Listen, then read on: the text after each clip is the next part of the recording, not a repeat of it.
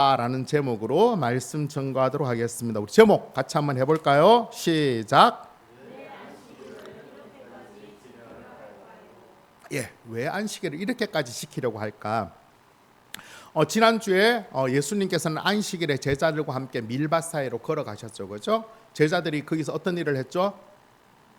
배가 고파서 밀 이삭을 따서 손으로 비비어 그것을 먹었습니다. 그것을 본 바리새인들이 뭐라고 이야기하죠? 왜 안식일에 지금 못할 일을 합니까?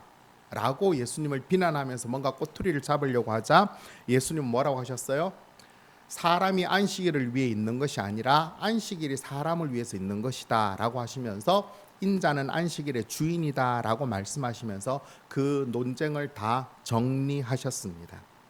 이 앞 누가복음이나 복음서에 보면 안식일 논쟁이 많이 일어나는데 이 부분은 좀 안식일에 대한 소극적인 부분이라고 할 수 있어요. 무슨 말이냐면 안식일에 뭘 못하느냐, 하지 말아야 될 것에 대한 논쟁을 이렇게 했습니다. 오늘 본문도 안식일에 대한 논쟁인데 오늘 안식일의 논쟁은 좀 적극적인 부분이에요. 안식일에 무엇을 해야 되느냐, 지난주는 안식일에 무엇을 하지 말아야 되느냐, 오늘은 무엇을 해야 되느냐 하는 부분의 내용인 것입니다. 그렇다면 안식일에 무엇을 해야 되는지에 대한 예수님의 뜻이 무엇인지를 오늘 본문을 통해서 우리가 한번 살펴보도록 하겠습니다. 오늘 본문 6절 우리 같이 한번 읽도록 하겠습니다. 6절 같이 읽겠습니다. 시작. 또 다른 안식일에 예수께서 회당에 들어가사 가르치실세 거기 오른손 마른 사람이 있는지라. 아멘. 처음에 또 다른 안식일이라는 말은 앞에 1절부터 5절까지 나오는 안식일이 아닌 다른 안식일이다라고 말하고 있습니다. 안식일이기 때문에 예수님께서는 지금까지 해 오시던 대로 회당에 들어가셔서 무엇을 하셨죠? 6절에 보면 회당에 들어가서 뭐 하셨어요? 가르치실세라고 말씀하고 있습니다. 여기서 우리가 이 부분을 좀 짚고 넘어가면 좋을 것 같아요. 예수님께서는 공생의 사역을 시작하시면 지금 누가복음을 우리가 쭉 살펴보고 있는데 공생의 사역을 시작하시면서 안식일만 되면 회당에 들어가 뭐 하셨어요? 계속 가르치셨어요. 왜 그러셨을까요? 도대체 예수님께서는 무엇을 그렇게 가르치시려고 안식일마다 회당에 들어가셔서 계속 가르치셨을까요? 한마디로 뭐 딴 이야기는 안 하시겠죠, 그죠? 동일한 율법을 가르치셨어요. 하지만 예수님이 가르치려고 하셨던 것은 바로 살아있는 본래의 율법을 가르치려고 하셨던 것입니다. 무슨 말인가 하면 이제 다음 주 말고 다다음 주부터 우리가 계속 살펴보게 될 텐데 이제 예수님께서 율법에 관한 말씀을 하실 거예요. 근데 그 율법에 관한 말씀을 하시면서 예수님께서 이렇게 말씀을 하세요. 율법에는 이렇게 이야기하였지만 나는 이렇게 이야기한다라고 이야기하는 거예요. 그러니까 율법에 관한 말씀을 다시 한번 예수님께서 새롭게 하신다는 것입니다. 뭐냐면 예수님 보시기에 율법이 문제가 아니라 당시 종교 지도자들이 율법을 엉뚱하게 해석하고 가르치는 게 문제가 있었다는 것입니다. 그래서 예수님께서는 하나님의 율법을 정확하게 말씀하시면서 그것을 잘 가르치셔서 예수님을 믿는 사람들이 이 땅에서 율법만으로 참 온전한 신앙생활을 할 수 있도록 하기 위해서 끊임없이 가르쳐 주셨습니다. 가르치는 것 외에는 다른 방법이 없었기 때문입니다. 이렇게까지 예수님이 매일 가르치시고 가르치셨지만 이 가르침이 사실은 별로 소용이 없어요. 제일 마지막에 보면 어떻게 됐죠? 이스라엘 백성들은 예수님을 십자가에 못 박아 버린 것입니다. 그것으로 그럼 예수님의 가르침이 다 끝나고 의미가 없어졌나요? 아니에요. 예수님께서는 죽으셨지만 다시 부활하셨고 부활하신 이후에 제자들에게 나타나셔서 이런 말씀을 하십니다. 마태복음 28장 20절 같이 보겠습니다. 시작. 내가 너희에게 분부한 모든 것을 가르쳐 지키게 하라.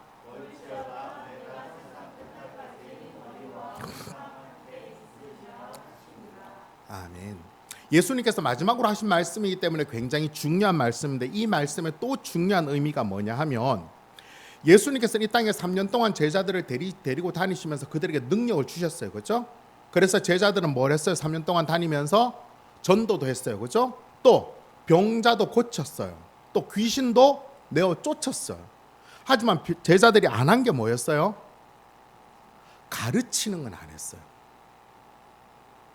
3년 동안 예수님이 제자들에게 가르치라라는 말씀을 한 번도 안 하시고는 마지막에 십자가에 돌아가신 후 부활하셔서 승천하시면서 하신 말씀이 바로 가르치라는 거. 이제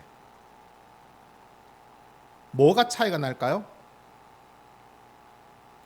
이 땅에 3년 동안 제자들이 예수님을 따르면서 많은 가르침을 받았지만 아직 제자들은 그 가르침을 나타낼 때가 아니었던 거예요. 왜? 부활하신 예수님에 대한 분명한 확신이 없기 때문에. 그래서 그들의 가르침은 자칫 오해를 살 수밖에 없는 거예요. 하지만 마태복음 28장 20절 말씀을 볼 때 제자들의 상황은 어때요? 부활하신 예수님을 만난 거예요. 부활하신 예수님을 만났다는 것은 다르게 표현하면 뭐죠? 죽음이 끝이 아니라는 거예요. 그것을 나타내고 그것을 가르쳐야 되기 때문에 그 증인으로서 나타내야 되기 때문에 비로소 그때에서야 예수님께서는 가르치라라고 말씀을 하셨습니다. 그래서 그 사도들이 그 말씀에 그때부터 계속 다니시면서 말씀을 가르치시고 그 다음에 병자도 고치고 귀신도 내어 쫓고 하다가 그 사역이 누구에게로 위임되느냐 하면 그 사역이 바로 교회로 위임이 되어져요. 그래서 교회에서 그 사역이 이루어지게 만듭니다. 디모데후서 2장 2절 말씀 우리 세번역 버전으로 같이 읽겠습니다. 시작. 그대가 많은 증인들을 위하여 나에게서 들은 것을 믿음직한 사람들에게 전수하십시오. 그리하면 그들이 다른 사람들을 또한 가르칠 수 있을 것입니다. 바울 사도는 영적인 아들 디모데에게, 디모데가 그때는 교회의 목사 사역 같은 걸 하는 자였어요.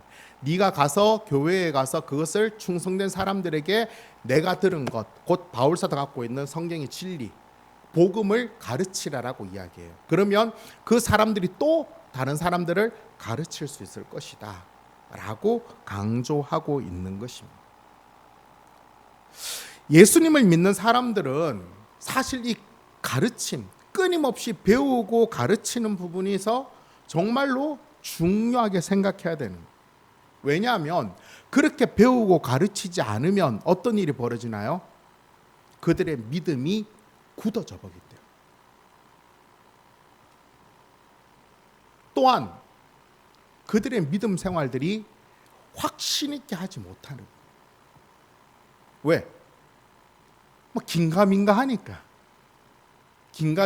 이게 진짜인가 아닌가 자기 스스로도 확신을 못 내리는데 무엇을 가르칠 수 있고 무엇을 드러낼 수 있고 어떻게 당당한 믿음 생활들을 할 수 있을까요? 그럴 수가 없는 것입니다. 예를 들어 본다면 요즘 이단들이 정말 기승을 부리고 있는데, 이단들 보면 그들이 이렇게 와서, 저도 교회 가끔 애들이 오는데 보면 굉장히 당당해요. 감히 제어에게 와서 막 성경을 이야기하자고 막 이렇게 이야기를 해요. 근데 걔네들이 그렇게 당당하게 나타낼 수 있는 이유가 뭐죠? 정말 열심히 공부해요. 정말 열심히 공부해요, 이단들. 물론 정말 제대로 못 배운 게 문제지만 자기들이 하는 이야기를 논리적으로 증거하기 위해서 기본적으로 성경 20구절, 30구절 정도는 완벽하게 외우고 들어가요.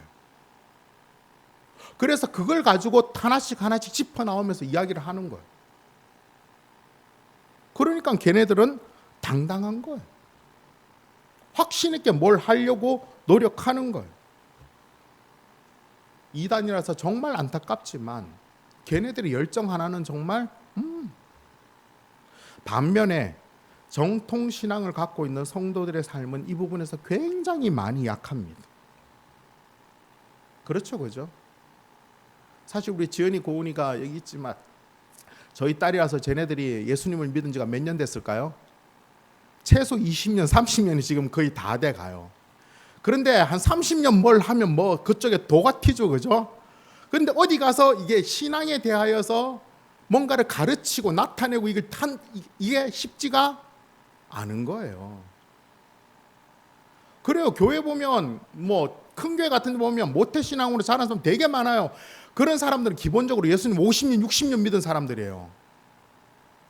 누가 그 사람들이 가갖고 기독교가 뭡니까?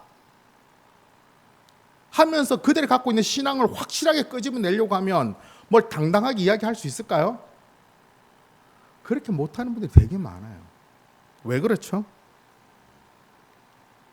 열심히 배우지 않았기 때문에 그래요. 하나님 말씀에 대해서 열심히 배울 때 우리가 확신할 수 있고 그 확신에 대한 부분들이 당당한 신앙생활의 열매로 나타날 수 있게 되는 거예요. 그게 안 되면, 그래서 매일 배우고 매일 뭔가에 대해서 우리가 우리 스스로 그 부분들에 있어서 훈련되어지지 않으면 우리의 신앙생활들은 그냥 약할 수밖에 없는 거예요. 그러면 우리가 굳이 예수님을 믿는 부분들이 정말 큰 의미가 없잖아요. 우린 끊임없이 배워야 되고 끊임없이 가르쳐야 되고 그런 것이 삶 속에 계속 나타나져야 되는 것입니다. 그래서 우리도 좀 앞으로 계속, 지금까지 우리 교회도 많은 성경 공부도 하고 그런 것들을 가르쳐 왔는데, 뭐 또 때가 되면 또 우리도 성경 공부 다 시작하겠죠, 그렇죠? 그러나 성경 공부까지 안 가더라도 우리 그랬으면 좋겠어요. 식사하면서, 이제 같이 식사할 거니까 식사하면서 성경에 대해서 설교에 대해서 물어도 좋아요. 오늘 그렇게 말씀하시는 그게 뭐죠? 이렇게 물어도 좋고, 아니면 주중에 생활하면서 이런 사람들이 이렇게 이야기했는데 그거는 뭐죠? 이렇게 물어도 좋고. 우리가 그렇게 긴장하면서 물어야지만 우리의 신앙생활들이 계속해서 새로워지는 거예요. 예를 들면 이 컵이 있죠, 그죠? 컵에 검고 썩은 물이 가득 차 있어요.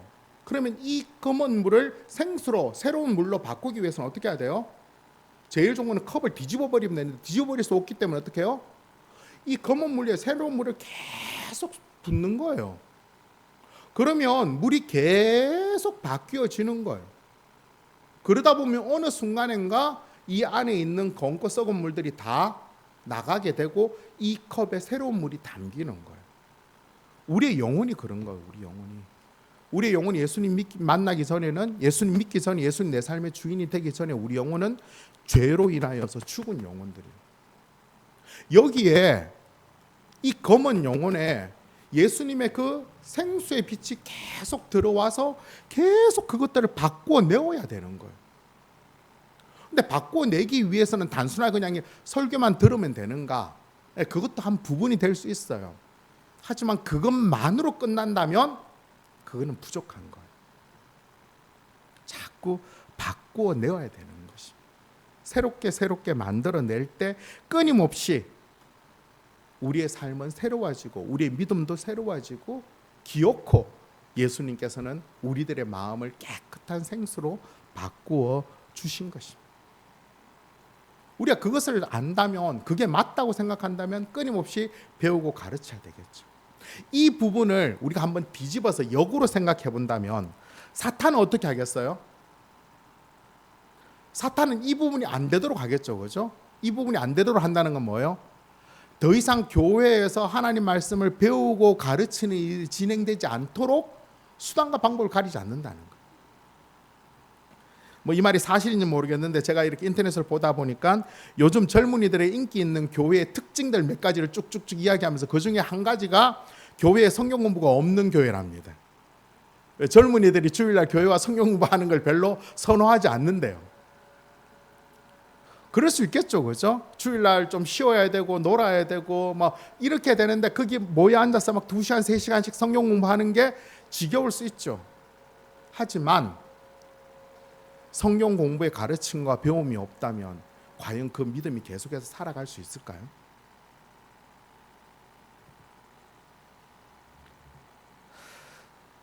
우리가 살고 있는 믿음 생활이, 이 세상에서 살고 있을 때 믿음 생활을 하는 것이 결코 녹록하지 않습니다. 우리가 생각할 때는 그냥 뭐 이 땅에서 예수 믿는 자로 살아가는 거, 그건 뭐 그냥 대충 살면 되지. 주일날 교회 나오고 뭐 헌금하고 그다음에 뭐 전도 할 수 있으면 하고 못하면 어쩔 수 없고, 성경 눈도 침침하고 이제 안 되고 그냥 목사님 얼굴 하나 바라보는 정도로 살면 되죠.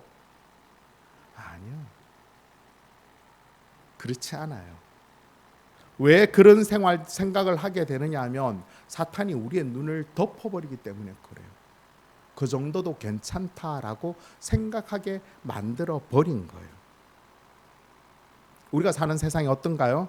우리 디모데후서 3장 12절부터 17절까지 우리 같이 읽겠습니다. 시작. 무릇 그리스도 예수 안에서 경건하게 살고자 하는 자는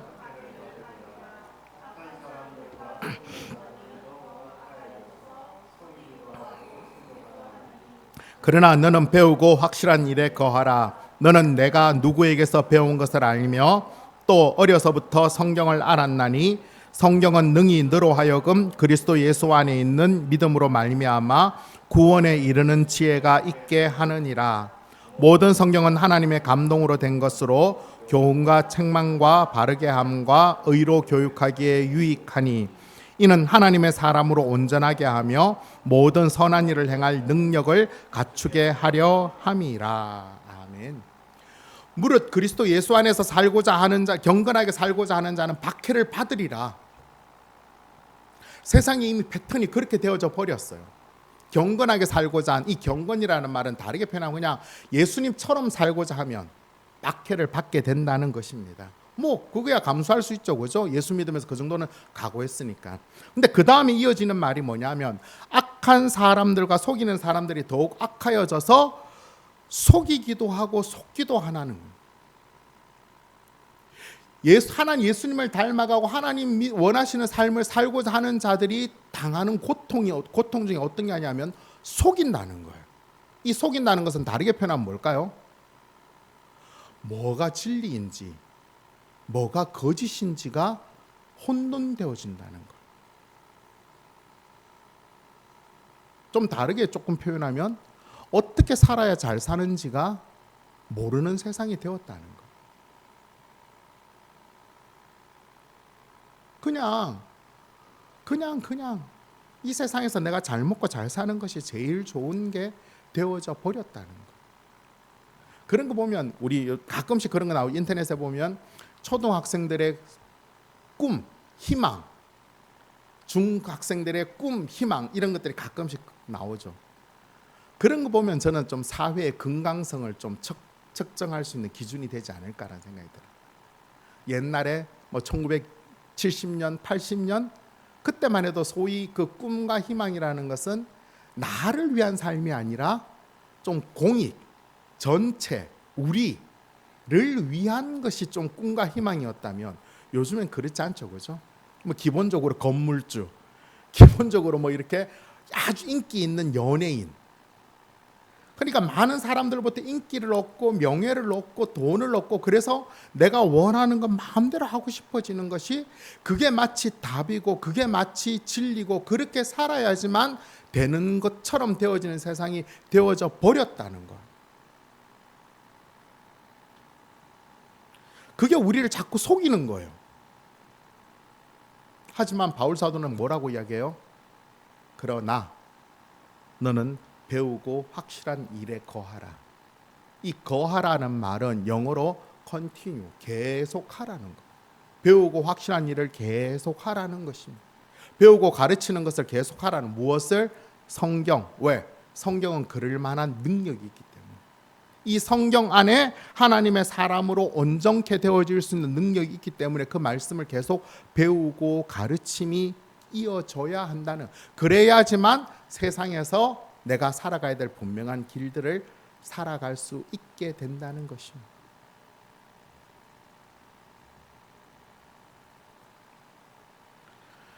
예수님께서 회당에서 가르치셨다는 이 단순한 말씀 한마디가 정말로 중요한 부분을 이야기하고 있죠, 그렇죠? 예수님은 이 땅에 3년을 공적으로 행하셨어요. 예수님이 이 땅에 하고 싶은 일들이 얼마나 많으셨겠어요. 세상의 모든 사람들을 대신해서 내가 그들을 너무 사랑해서 죽으려고 이 땅에 오신 분이에요. 그분이 3년 동안 해야 된다고 하면 그 3년이라는 시간 속에 하루하루가 얼마나 소중하고 한 시간이 얼마나 소중했겠어요. 근데 그 시간에 안식일을 회당에서 반드시 가르치셨어요. 왜? 너무 중요하기 때문에. 오늘 우리들에게도 마찬가지예요. 할 수 있는 대로 항상 말씀을 보고 말씀을 배우고 말씀에 연구하고 묵상하고 가르치고 배우는 일에 우리가 게을러져서는 안 돼요. 그래서 더 힘써 이 말씀이 우리 안에 살아 움직여서 늘 살아있는 하나님의 말씀 가운데 사는 그런 저와 여러분 될 수 있기를 간절히 바랍니다. 아멘. 자, 이렇게 회당에서 말씀을 가르치실 때 오늘의 일은 그 회당에 누가 있었어요?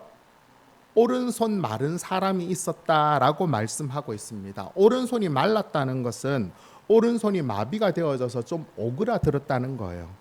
선천적으로는 소아마비에 의해서 그럴 수 있고 후천적으로는 중풍에 의해서 그렇게 될 수 있는 상황입니다. 그런데 이 누가복음의 저자 누가는 의사이기 때문에 다른 복음서에는 그냥 손 마른 자라고 했는데 오른손이라고 아주 분명하게 말씀을 하였습니다. 그렇게 오른손 마른 자가 있었는데 참 묘한 상황이 지금 진행이 됐어요. 어떻게 진행이? 오늘 본문 7절부터 10절까지 우리 같이 읽겠습니다. 다시 하시면 더 시작. 서기관과 바리새인들이 예수를 고발할 증거를 찾으려 하여 안식일에 병을 고치시는가 엿보니 예수께서 그들의 생각을 아시고 손 마른 사람에게 이르시되 일어나 한가운데 서라 하시니 그가 일어나 서거늘 예수께서 그들에게 이르시되 내가 너희에게 묻노니 안식일에 선을 행하는 것과 악을 행하는 것 생명을 구하는 것과 죽이는 것 어느 것이 옳으냐 하시며 무리를 둘러보시고 그 사람에게 이르시되 내 손을 내밀라 하시니 그가 그리하매 그 손이 회복된지라. 아멘. 회당에 오른손 마른 자만 있었던 것이 아니라 그 회당에는 서기관과 바리새인들이 함께 있었습니다. 그런데 그들이 갖고 있는 생각들이 정말 충격적이죠. 이들이 지금 이 회당에 있었던 이유가 뭐예요? 한마디로 고발할 증거를 찾고 있었다는 것입니다. 고발할 증거. 누구를 고발하죠? 예수님. 예수님을 고발할 증거를 찾고 있었다는 거죠. 그런데 그 고발할 증거를 어디에서 찾은냐가 정말 참담해요. 어디에 찾았다는 거예요? 오른손 마른 자에게 찾았다는 거예요. 왜? 지금까지 예수님의 패턴을 보자면 안식일임에도 불구하고 안식일에 병자가 있으면 예수님이 그를 어떻게 했어요? 고쳐주셨다는 거예요. 그런데 이들은 지금 어떤 타이밍을 잡으려고 하는 거예요? 그 타이밍을 잡으려고 하는 거예요. 그 병자를 고치는 타이밍. 정말로 나쁘죠, 그죠? 지금도 그렇잖아요. 사실 우리가 한쪽 손을 못 쓴다는 것은 되게 불편하잖아요. 근데 더군다나 왼손이 아니라 오른손을 못 쓴다는 건 너무 불편해요. 근데 그때만 이때 당시에는 오른손을 못 쓴다는 거는 사람으로 살 수 있는 게 없어요. 그런 자가 어떻게 하든 좀 예수님 때문에라도 좀 고쳐야 된다는 이런 생각을 해야 될 자들이 예수님이 그거 고치면 우리가 고발해야지 잡아야지 하는 생각을 하고 있었다는 거예요. 참. 근데 중요한 것은 예수님께서 그런 생각도 아셨다는 것입니다. 그리고는 이제 직접 예수님은 전면전을 벌리십니다. 그들 가운데 손 마른 자를 가운데 서라고 예수님께서 직접 하십니다. 그리고는 바리새인과 서기관들이 묻죠. 뭐를 물어요? 안식일에 선을 행하는 것과 악을 행하는 것, 생명을 구하는 것과 죽이는 것 어느 것이 옳으냐? 어떻게 행동해야 되느냐 물은. 어떻게 안식일에 어떻게 행동해야 돼요? 선을 행해야 되고 악을 행해야 돼요. 안식일에 생명을 살려야 돼요, 죽여야 돼요. 너무 당연한 거죠, 그죠? 하지만 예수님께서 이렇게 물으신 이유가 뭐예요? 지금 이렇게 바리새인과 서기관들의 기준에 따르면 안식일에 지금 예수님께서 병자를 고치려고 하는 것이 문제가 있다 없다? 있다는 거예요. 율법을 어기는 것이라는 것을 그들은 갖고 있었다는 거예요. 단순하게 제가 지난주에 말씀드렸죠. 율법을 어긴다는 개념은 그냥 내가 하나 뭐 잘못했다 이런 개념이 아니라 범죄. 그래서 그 죄의 대가를 지불해야 될 만한 중죄라는 거예요. 지난주에도 안식일에 하지 말아야 될 39가지를 대해서 말씀드렸죠. 그죠? 더 구체적으로 조금 더 그 밑에 하부 개념이 있었는데 그런 것도 있어요. 안식일에 환자를 살려야 되는데 환자를 가만보면 지금 죽을 것 같아요. 당장 오늘 치료하지 않으면 죽을 것 같은 환자가 있으면 내버려 둬요. 당장 숨이 넘어가면 살려요. 또 하나 뭐 이렇게 벽이 그때 당시 흑벽인데 벽이 무너져 사람이 거의 깔렸어요. 어떻게 해야 돼요? 구해야 되죠, 그죠? 그런데 일단은 사람 얼굴 있는 부위의 흙을 좀 치워요. 그래서 그 사람의 얼굴을 봐요. 살 것 같아요. 오늘 견딜 수 있을 것 같아요. 거기서. 그러면 안식일에 더 이상 하면 안 돼요. 내버려 둬야 돼요. 그리고 안식이 지나고 난 다음에 구해줘야 돼요. 근데 당장 거기서 지금 숨이 깔깔깔 넘어가면 이제 구해내야 돼요. 좀 엄격한 데는 안식일에 500m 이상을 가면 안 된다라고 이야기하고, 좀 허용된 데는 1km 이상을 가면 안 된다라고 이야기하고. 안식일에 지금 뭘 하고 있는 건지 몰라요. 그래서 예수님께서 직접 대놓고 이야기하신 거죠. 도대체 안식일은 뭘 해야 되니? 너희들의 어리석음과 너희들의 악함을 너희들이 좀 지금 알 수 있겠니라고 예수님의 그들의 마음을 찌르신 것입니다. 그리고는 예수님의 행동이 참 대박이에요. 그렇게 질문하시고는 무리가 보는 가운데서 그 사람에게 뭐라고 말씀하세요? 손을 내밀라라고 이야기해요. 그래서 그가 손을 내밀자 어떻게 됐어요? 손이 회복됐어요. 자, 질문. 예수님은 안식일을 어겼을까 안 어겼을까요? 어겼어요, 안 어겼어요? 네, 안 어겼어요. 왜? 예수님 뭐라고 이렇게 손도 대고 뭐 했으면 그 치료 과정이 들어가기 때문에 안식일을 어기는 거예요. 근데 지금 치료를 하셨어요, 안 하셨어요? 안 했어요. 뭐만 하셨어요? 말씀만 하신 거예요, 말씀만. 뭘 말씀하려고 하시는가요? 너희들이 그렇게까지 안 해도 예수님이 원하시는 안식을 더 풍성하게 만들 수 있고 더 놀랍게 만들 수 있는 부분이 있어라고 이야기하는 거예요. 예수님께서 이렇게 행하시면 그들의 어리석음과 악함을 돌이켜서 안식일을 제정하신 하나님의 뜻을 분명히 분별하고 안식일의 진정한 회복과 평안을 주시기 위함이었던 것입니다. 오늘 본문이 안식일에 대한 적극적인 부분이라고 이야기했죠. 안식일에 무엇을 해야 되는가? 안식일에 무엇을 해야 되는가의 결정적인 기준은 바로 회복입니다. 회복. 지난 주일에 분명히 살펴보았지만 하나님께서 천지를 창조하신 이후에 하나님께서는 안식하셨어요. 왜 안식하셨다고 했어요? 하나님 피곤하셔서? 하나님 힘드셔서? 아니죠. 왜? 하나님이 지은 그 창조한 인간들에게 안식을 주시기 위해서 하셨어요.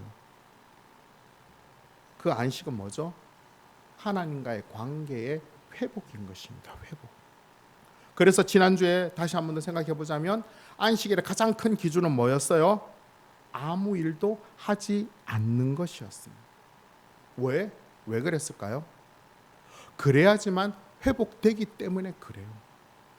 6일 동안 끊임없이 주어진 삶의 최선을 다하다 보면 우리 삶이 어떻게 돼요? 막 본 궤도에서 흐트러져요. 하루 쉬고 나면 월요일 날 마음이 어때요? 아, 내가 한 주간 어떻게 살아야지 하는 삶의 분명한 기준도 딱 서요. 아, 한 주간 내가 이렇게 살아야지 하면서 몸에 좀 체력도 딱 보충이 돼요. 그 다음에 내가 계획들도 쫙 뭔가 만들어져요. 근데 금요일쯤 되면 어떻게 해요? 아무것도 없어요. 여긴 어디? 나는 누구? 내가 뭘 하며 살았지? 어떻게 살았지? 만신창이가 되어져 버린다고요. 그러면 다시 또 어떻게 해야 돼요? 주일에 다시 그것을 회복해내는 것입니다. 왜 안식일, 주일 하나님께서 그렇게 지키라고 강조하셨는가 하면 바로 그 부분이 우리를 회복시키는 부분이기 때문에 그래요. 그럼 우리를 회복시킨다는 게 뭐냐? 보통은 그냥 하루 쉬면 좀 좋겠. 이런 하루 쉰다라는 개념이 아니라 우리가 나타내는 회복은 바로 하나님과의 관계의 회복인 것입니다. 왜냐하면 사탄이 이 부분을 상실시키기 때문에 그래요.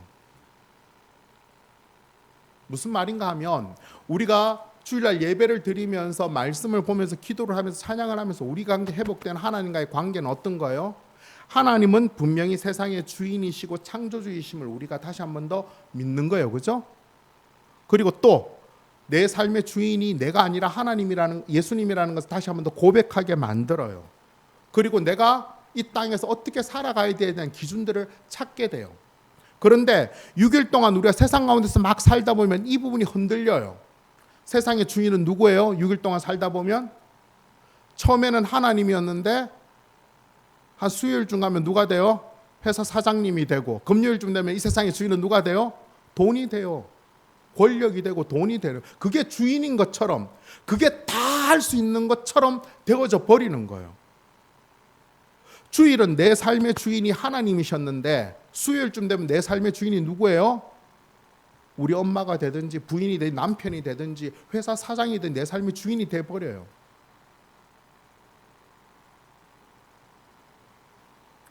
그리고 점점 더 우리가 세상 살다 보면 포인트가 어디에 맞춰져요? 내가 원하는 것, 그것을 하고 싶은 나로 자꾸 바뀌어지는 거예요. 그러다 보면 어떻게 해요? 실망하고 좌절하고 때로는 더 큰 쾌락을 추구하고 그렇게 살아가죠. 그것이 주일날 와서 리셋되는 거예요. 다시. 그런데 그렇게 주일날 그게 회복되어 하나님과의 관계가 회복되지 않으면 어떻게 해요? 그렇게 자주 회복시키지 않으면 그 삶은 기어이 허무하게 끝나버리는 거예요. 이것은 단순하게 뭐 예배를 드렸다 막 이런 개념이 아니라 하나님을 만나야 되는 부분이에요. 한 명의 예를 들어보자면 바로 솔로몬을 들 수 있어요. 솔로몬이 처음 왕이 되고 난 다음에 했던 것이 우리가 잘 알고 있는 일천번제예요. 뭐 제사를 1000번 드렸든지 제물을 1000개 드렸든지 모르겠지만 이 솔로몬의 가장 베이스는 뭐가 있었냐면 하나님에 대한 그의 간구였어요. 하나님 물었어요. 야, 너 왕이니까 내가 뭐 네 소원 하나 들어줄게. 뭐 원하냐? 그러면 뭘 원했겠어요?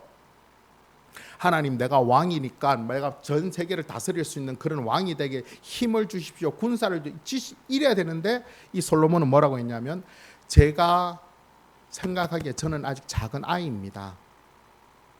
저는 왕이 됐지만 왕으로서 뭔가를 분별해 낼 수가 없어요. 하나님께서 맡겨진 이 사명 잘 감당하고 하나님 맡기신 백성들을 잘 다스리기 위해서 재판을 잘할 수 있는 지혜를 주십시오. 이걸 하나 구했어요. 이렇게 구한 이유는 뭐예요? 자기가 왕은 이제 내가 아닌 거예요. 그냥 하나님이 주인이고 모든 것이에요. 하나님 그게 대답이 너무 마음에 들었어요. 그래, 알았어. 그거 딴 거 다 줄게. 그래 솔로몬이 어떻게 됐어요? 세상에서 정말 탁월했어. 가장 지혜로웠고, 뭐 성경에 보면 열왕기 상 보면 쭉 나와요. 솔로몬이 왕이 하루에 먹어치우는 음식이 얼마나 되는지 성경에 그런 것도 나와요. 대단해요. 근데 그 솔로몬이 말년에 어떻게 했어요? 뭔가 계속 자기에게 채워지자 이제는 어느 순간인가 하나님은 조금씩 밀려났어요. 간다고 제사를 안 지냈나요? 아니에요. 제사 드렸어요. 더 좋은 제사를 지내고 더 좋은 성전을 짓고 하나님에서 뭔가를 삐까뻔쩍하게 계속 하는데도 하나님과의 관계에서 리셋이 되지 않았어요. 어떻게 했어요?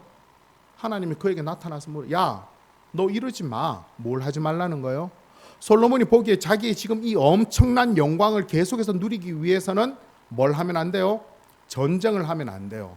근데 전쟁을 하지 않기 위한 가장 좋은 방법이 뭐냐면 주위의 이웃 나라들과 결혼 관계를 맺어버려요. 1000명이나 되는 여인들과 나라들과 결혼해버려요. 그 여인들이 그냥 오나요? 뭘 들고 와요? 돈도 들고 오고 좋은 것도 들고 왔지만 자기들이 믿는 신들을 들고 온 거예요. 처음에는 솔로몬이 강력하니까 찍소리도 못하다가 솔로몬이 점점 나이 들어서 힘이 빠져가니까 왕이요, 내 신들이 내 나라에 믿던 신이 너무 탁월해요. 다 알아요. 다. 신전 하나 지읍시다. 오케이. 그렇게 하나님께서 두 번이나 나타나 솔로몬에게 야, 하지마 라고 이야기했는데 솔로몬은 다시 돌이키지 못해요. 결국 비참한 결과를 맞을 수밖에 없게 된 것입니다.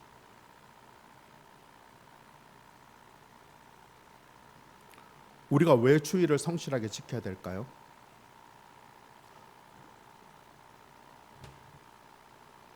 우리가 주일을 지켜야 되는 반드시한 이유를 분명히 알아야 되는 것입니다.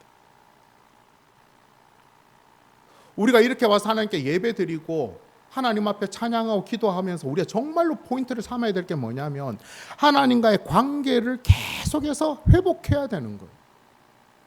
새롭게 계속 인정해야 되는 거예요. 하나님은 내 삶의 누구인지, 내가 하나님을 어떤 사람, 내가 뭘 위해 살아야 되는지, 그것에 대하여서 매일매일 매주일 새롭게 우리가 하나님 앞에 사지 않으면 우리 이렇게 예배 드려도 소용이 없어요.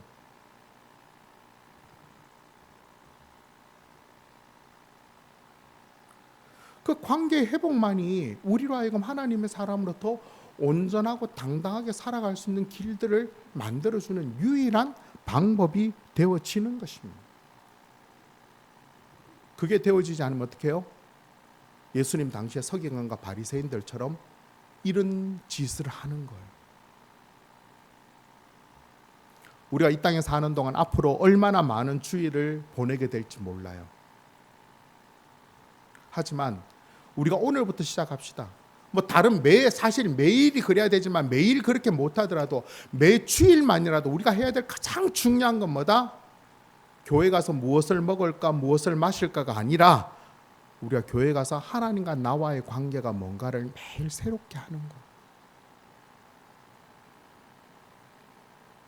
우리 교회는 이렇게 보면 이제 기도를 하는데 제가 왜 우리가 개인 기도를 하고 난 다음에 주기도문으로 정리하느냐 하면 주기도문은 예수님께서 가르쳐주신 기도예요.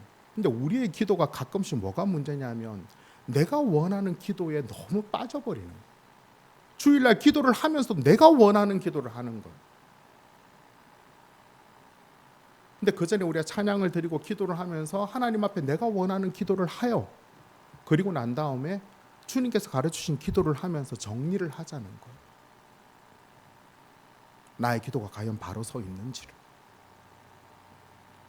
끊임없이 우리가 주일날 예배를 드리면서 하나님 앞에서 나는 누구, 내가 무엇을 위해 살아가야 되는지, 왜 살아가야 되는지, 내가 어떻게 살아가야 되는지를 매일 새롭게 회복함으로 말미암아 우리 이 땅에서의 신앙삶이 매일 지겹지 않고 아우 지겨워 매일 똑같 이게 아니라 기쁘네, 즐겁네, 행복하네, 참 안식이네, 참 평안이네, 참 기쁨이네 라를 고백할 수 있는 그런 회복의 주의를 사는 그런 저와 여러분 되시기를 간절히 바랍니다.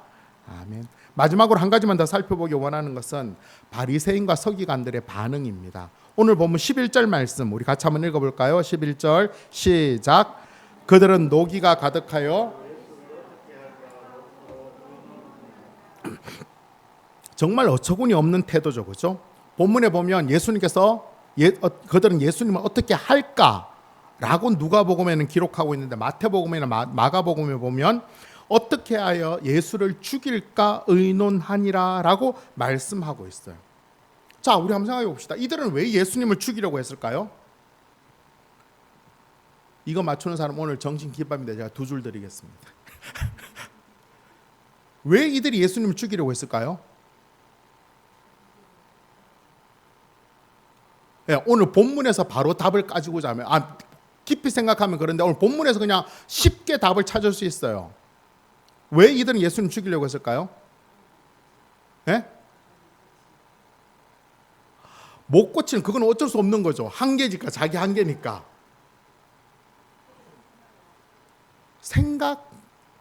생각을 안다고 좀 죽이려고 하는 건 좀 그렇지 않나요? 아주 단순한 건 뭐예요? 예수님을 이대로 뒀다가는 뭐예요? 안식일이 안 지켜질 것 같으니까요.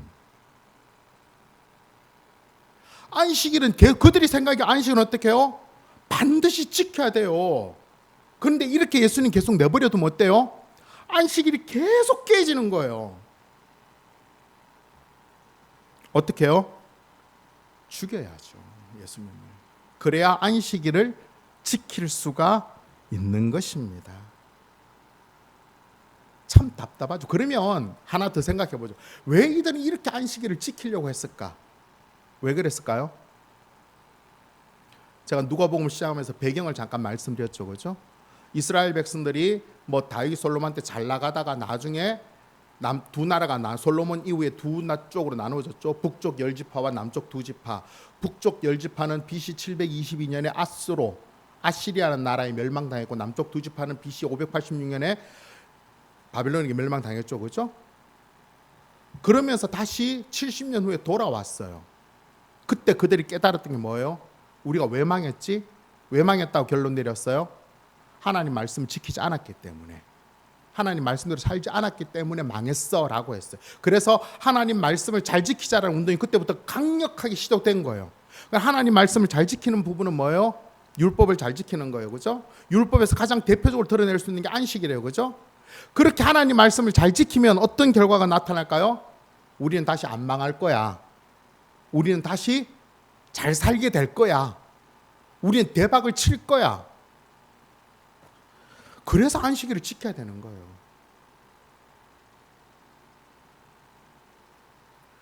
하나님께 하나님의 마음을 달래기 위해서 계속해서 제사도 지내고 헌금도 많이 하면서 하나님 마음을 달래가지고 어떻게든 자기들이 좀 잘 살아보려고 했던 그 마음밖에 없는 거예요.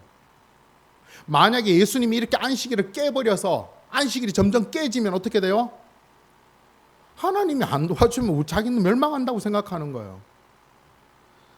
참 어리석죠. 이런 생각이 하루 이틀 만에 됐을까요? 그렇지 않아요.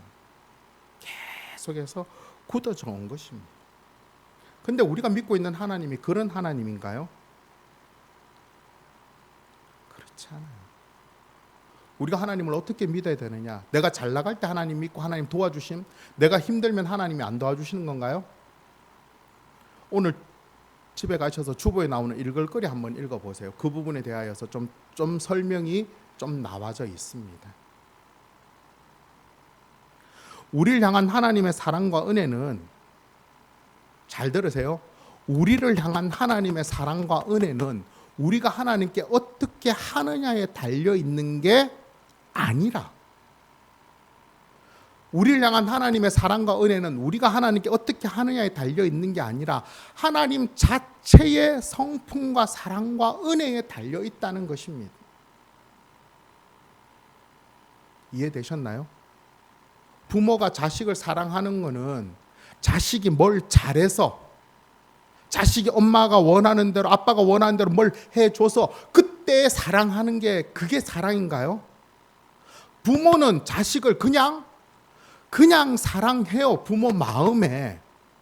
그런데 부모가 너무 한계가 많고 능력이 너무 없고, 그래서 때로 자식들이 잘 못해줄 수가 있는데 하나님은 안 그렇다는 거예요. 하나님의 사랑은 우리가 하나님 뭐 마음을 잘 달래서 하나님한테 뭘 조금 더 주면 하나님 그래 좋아 하면서 이게 아니라는 거예요. 우리 향한 하나님의 사랑은 동일하십니다. 그리고 언제나 한결같으세요. 우린 그 사랑을 믿고 어떤 상황에서든지 나아가면, 그 사랑을 변치 않게 섬기면 되는 것입니다. 하나님 우리의 모든 것들을 다 알고 계십니다. 그 하나님을 믿고 이번 한 주간 우리를 향한 하나님의 온전한 사랑을 다시 한 번 더 분명히 기억하며 그 사랑 안에서 우리가 마음껏 행복하며 살아가는 그런 저와 여러분 되시기를 간절히 바랍니다. 아멘. 말씀 맺도록 하겠습니다. 하나님을 믿지 않는 사람들이 보기에 예수님을 믿는 사람들과 예수님을 믿지 않는 사람들의 가장 큰 차이가 뭘까요? 세상 사람들이 보기에 저 사람 하나님 믿는 사람이야, 저 사람 하나님 믿지 않는 사람이야, 차이가 좀 느껴지시나요? 세상 사람들이 보기에는 자세한 건 못 느껴요. 그렇지만 한 가지 중요한 거 차이가 있겠죠. 뭘까요? 그렇죠. 주일에 교회 가느냐 안 가느냐 그거예요. 그냥 교회 가면 저 사람 그래도 예수님 믿는가 봐, 하나님 믿는가 봐. 주일에 교회 안 가면 안 믿는가 봐, 이렇게 생각해요. 이렇게 생각하는 이유가 뭘까요? 주일날 교회 간다는 것 자체가 그렇게 단순하게 쉬운 부분이 아니라는 걸 이야기하는 거예요. 그냥 주일에 교회 간다는 것이 그래 주일날 교회 가면 뭐 돈 안 내고 밥 먹을 수 있으니까 가는 거지. 주일날 교회 가면 커피 마음대로 마실 수 있고 가자마 사람들 좀 여러 군 만나 이런 개념으로 가는 거하고 다르다는 거예요. 그것을 세상 사람들도 알고 있는 거예요. 왜? 주일날 교회 간다는 것은 단순하게 그런 어떤 목적이 아니라 주일날 교회 가기 위해서 자기가 자신들의 대가를 지불하면서 그 속에서 하나님을 만나는 것이라는 것들을 알고 있는 거예요. 예수님 당시에 안식일을 또 이거보다 훨씬 더 했어요. 안식일을 온전히 지키지 않으면 하나님의 선택받은 유대인이 아닌 거예요. 안식일을 온전히 지켜야지만 하나님의 선택받은 하나님의 사람들이 되는 거예요. 선택이 아니라 필수적인 거예요. 그게 어떻게 지켜야 되는지 제가 말씀드렸죠. 39가지를 지켜야 돼요. 그 39가지 하부 조직이 나타나면 몇백 가지를 지켜야 돼요. 심지어 담이 무너졌는데도 사람을 꺼내면 안 되는 거예요. 또 이스라엘 전쟁사에 그런 거 있죠. 그죠? 전쟁을 벌여졌어요. 외국이 가만히 보니까 저쪽은 지금 이스라엘이에요. 언제 싸우면 이겨요? 안식일. 왜? 안식일에 총 들면 안 돼요. 그래서 이스라엘이 2번씩이나 박살이 났었어요. 수천 명이 죽어나갔어요. 그래도 그들은 총 안 들었어요. 왜? 하나님이 지켜주신다고 생각했으니까. 그렇게까지 안식일을 지켰어요. 그러면 오늘 설교 제목이 기억나십니까? 오늘 설교 제목은 뭐죠? 왜 이렇게까지 안식일을 지키려 했을까요? 그래야 하나님이 지켜주신다고 생각했기 때문에. 그러면 우리가 하나님 믿고 있는 하나님이 그런 하나님인가요? 그렇게 해야지만 우리를 지켜주고 그렇게 안 하면 우리를 안 지켜주는 그런 하나님인가요?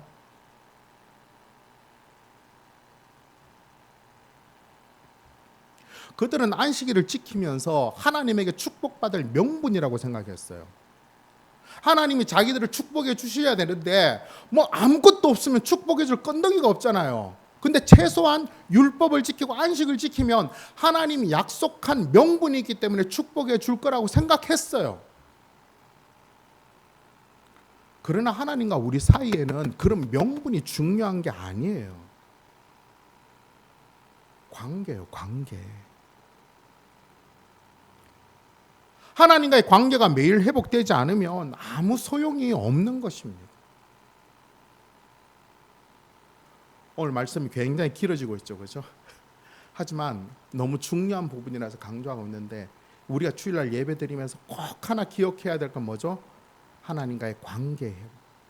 나에게 있어서 내가 믿는 하나님은 누구이고 그 하나님에게서 나는 누구이고 그것이 찬양과 말씀과 기도로 매일 새로워져야지만 우리가 이 땅에서 온전히 살아갈 수 있게 되고 그렇게 리셋되지 않으면 매일 새로워지지 않으면 어떻게 돼요?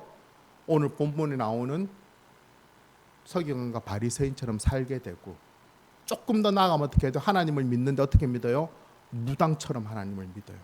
복채 갖다 놓고 뭘 좀 더 해주고 하나님을 믿는 그건 하나님을 모욕하는 것입니다.